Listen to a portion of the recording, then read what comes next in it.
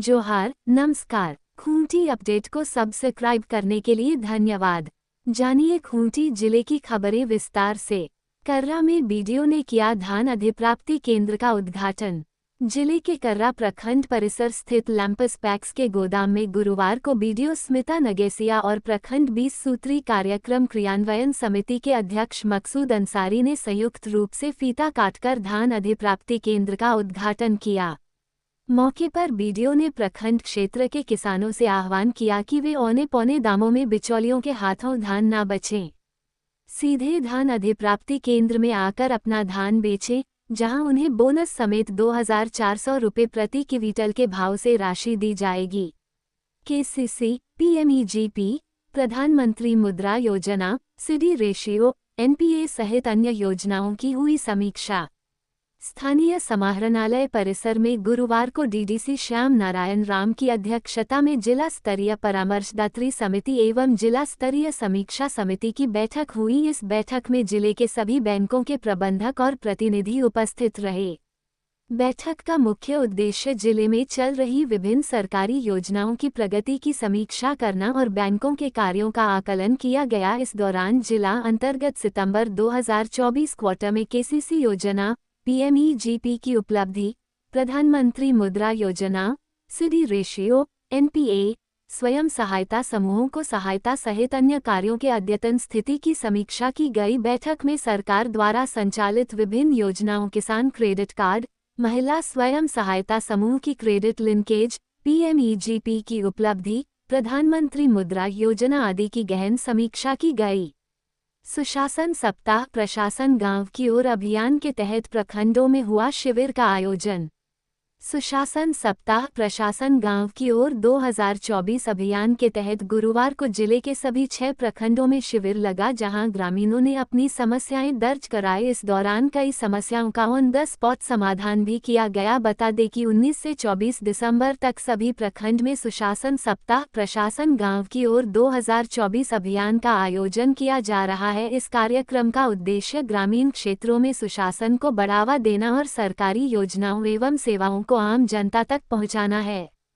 सुशासन सप्ताह का मुख्य उद्देश्य सरकार और जनता के बीच एक सेतु का निर्माण करना है, जिससे जनसेवाओं की सुगमता सुनिश्चित हो सके। सभी ग्रामीणों से अपील भी किया गया है कि वे इस अभियान में बढ़ चढ़कर हिस्सा लें और अपने अधिकारों व सरकारी योजनाओं की जानकारी प्राप्त करें।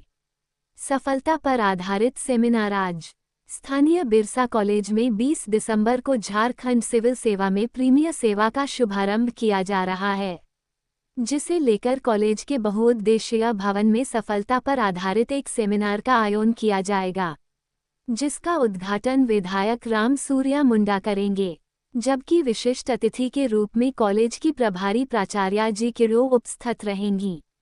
सेमिनार से संबंधित विषय पर झारखंड प्रशासनिक सेवा के पदाधिकारी वक्तव्य देंगे। साथ ही हंस स्टडी सेंटर के निदेशक तथा हंस चैरिटेबल ट्रस्ट के मैनेजिंग ट्रस्टी एसपी चौबे संबंधित विषय पर विशेष जानकारी देंगे। कटहल प्रोसेसिंग यूनिट के किसानों को उपायुक्त ने किया सम्मानित।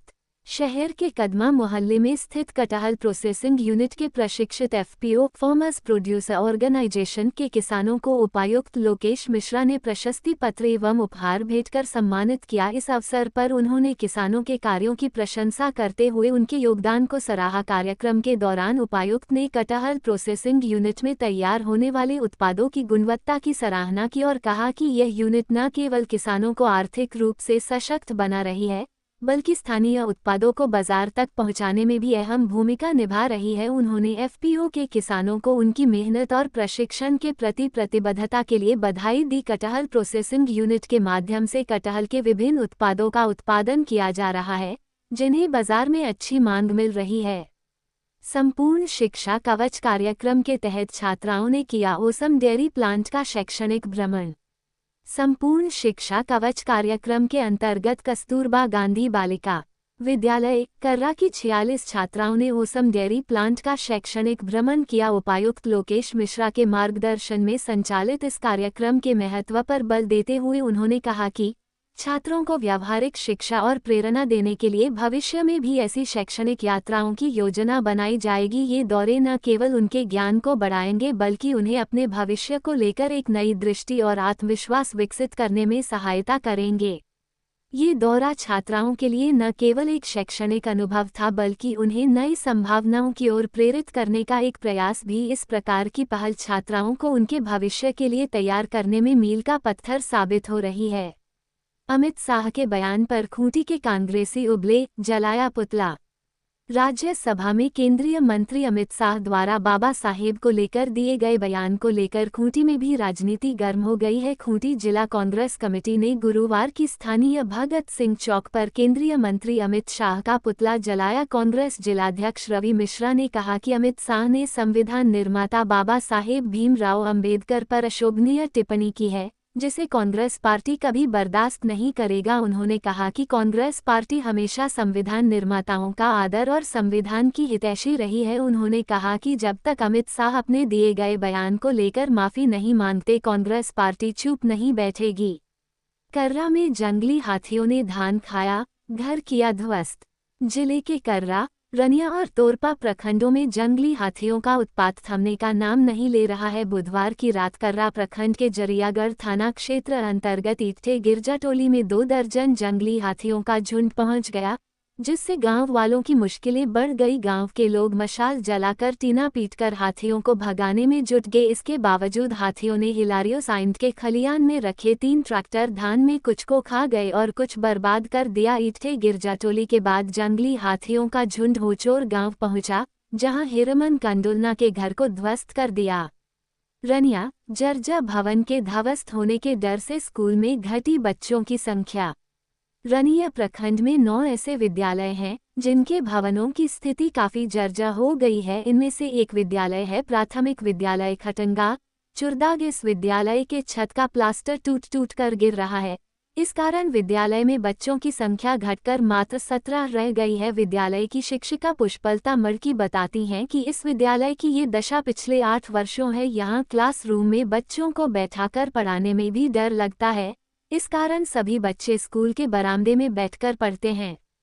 उन्होंने बताया कि बच्चों को बरामदे में बैठाने से पहले वे बड़े डंडे से प्लास्टर को चेक करती हैं कि कहीं गिर ना पड़े। उन्होंने बताया कि स्कूल में 2 कमरे हैं और दोनों जर्जर हो चुके हैं। बरसात के दिनों में खतरा और भी बढ़ जाता है। छत से पानी टपकता है, इस कारण प्लास्टिक बांधना पड़ता है। विद्यालय में रखे खाता बही और अन्य सामानों को भी पानी से बचाने के लिए टेबल के ऊपर रखकर प्लास्टिक से ढकना पड़ता है। किचन और शौचालय की दशा भी काफी खराब है।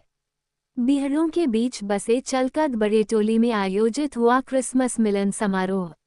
दक्षिणी इड़की के बीहड़ों में बसा चलकद बड़ेटोली में गुरुवार को अंतर कलसिया क्रिसमस मिलन समारोह का आयोजन किया गया। तमाड़ के विधायक विकास मुंडा इस आयोजन में बतौर मुख्य अतिथि शामिल हुए। विधायक के पहुंचने पर हजारों की संख्या में महिला पुरुषों ने ढोल, नगाड़े और मांदर के थाप पर नाचते गाते उनका स्वागत किया। पूरा इलाका नगाड़ों के थाप से गुंजायमान हो उठा। लोग नाचते गाते विधायक को मंच तक ले गए। मौके पर विधायक विकास मुंडा ने लोगों को क्रिसमस की शुभकामनाएं दी। उन्होंने कहा कि परमपिता परमेश्वर आज ही की तरह हमेशा दक्षिणी इड़की में खुशियां बिखेरते रहें। उन्होंने कहा कि वे दक्षिणी इड़की को परमेश्वर ने प्राकृतिक तोहफा प्रदान किया है। अब इस इलाके का विकास कर इसे स्वर्ग की तरह बनाने का सामूहिक प्रयास करने की आवश्यकता है। उन्होंने जनता को संबोधित करते हुए कहा कि हेमंत सरकार ऐसे इलाकों के विकास के लिए प्रतिबद्ध है। उन्होंने कहा कि क्षेत्र की समस्याओं का